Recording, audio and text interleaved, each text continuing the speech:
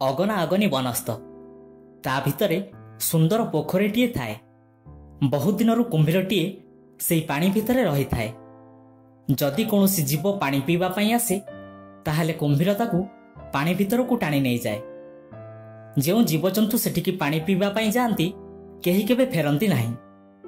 ଦିନେ ଜଙ୍ଗଲରେ ବୁଲୁ ବୁଲୁ ପ୍ରଚଣ୍ଡ ଖରାରେ ଗୋଟିଏ ହନୁ ମାଙ୍କଡ଼କୁ ଭାରି ଶୋଷ ହେଲା। ପାଖରେ ପିଇବା ପାଇଁ କେଉଁଠି ବି ପାଣି ନଥାଏ। ଗୋଟିଏ ବଡ଼ ଗଛ ଉପରକୁ ଚଢ଼ିଗଲା ଏବଂ ଚାରିଦିଗକୁ ଅନେଇ ଦେଖିଲା ବେଳକୁ ସେହି ସୁନ୍ଦର ପୋଖରୀଟିଏ ତା ଆଖି ଆଗରେ ପଡ଼ିଲା।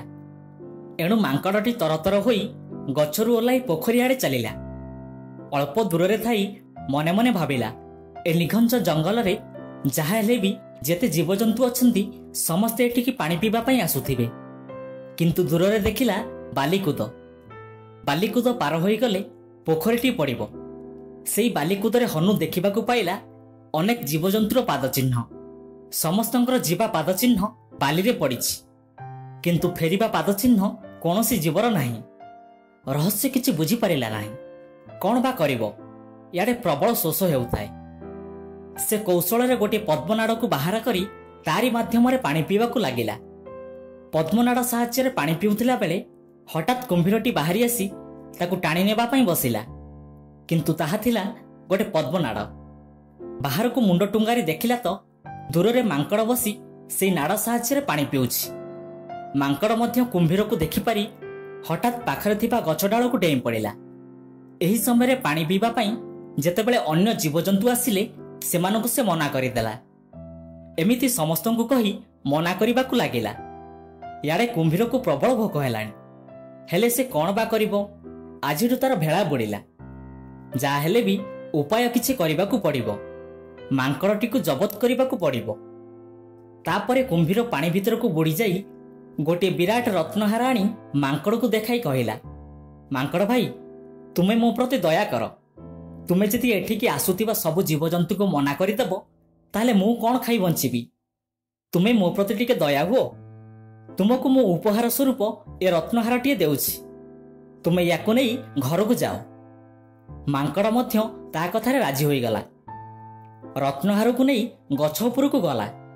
ଭାବିଲା ଏଇଠି କିଛି ସମୟ ବିଶ୍ରାମ ନେଇଯିବି। ଠିକ୍ ଏହି ସମୟରେ ଗୋଟିଏ ଶିକାରୀ ବୁଲି ବୁଲି ଆସି ସେଠାରେ ପହଞ୍ଚିଲା। ଗଛ ଉପରକୁ ଦେଖିଲା ବେଳକୁ ମାଙ୍କଡ଼ଟିଏ ବସିଛି। ଭାବିଲା ଆଜି ତ କିଛି ହେଲେ ଶିକାର ମିଳିନି। ଏଇ ମାଙ୍କଡ଼କୁ ମାରି ନେଇ ଏହାର ମାଂସ ବିକ୍ରି କରିବି। ଏହା ଭାବି ସେ ଧନୁରେ ତୀର ଖଞ୍ଜିଲା। ଠିକ୍ ଏହି ସମୟରେ ମାଙ୍କଡ଼ କହିଲା, ଭାଇ, ମୋତେ ତୁମେ ମାର ନାହିଁ। ମୋ ଅପେକ୍ଷା ତୁମକୁ ଗୋଟିଏ ମୂଲ୍ୟବାନ ଜିନିଷ ମୁଁ ଦେବି। ଏହା କହି ରତ୍ନହାରଟିକୁ ଶିକାରୀକୁ ଦେଇ ପଳେଇ ଯିବା ପାଇଁ କହିଲା।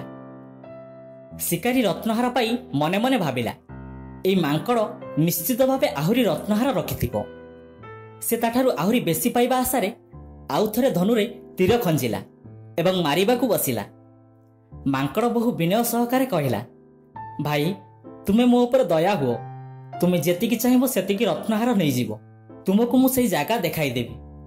ମୁଁ ନିରାପତ୍ତା ଦୃଷ୍ଟିରୁ ସବୁତକ ସେହି ପୋଖରୀ ଭିତରେ ପୋତି ଦେଇଛି। ତୁମେ ଯାଇ ସେହି ପୋଖରୀରେ ବୁଡ଼ି ମନ ଇଚ୍ଛା କାଢ଼ି ନିଅ।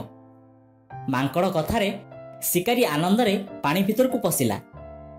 ଯେମିତି ପାଣି ଭିତରକୁ ପଶିଛି ଚାହୁଁ ଚାହୁଁ କୁମ୍ଭୀର ତାକୁ ଟାଣି ନେଇଗଲା। ଶେଷରେ ଶିକାରୀଟି ଅତି ଲୋଭ କରିବାରୁ ମୃତ୍ୟୁ ମୁଖରେ ପଡ଼ିଲା।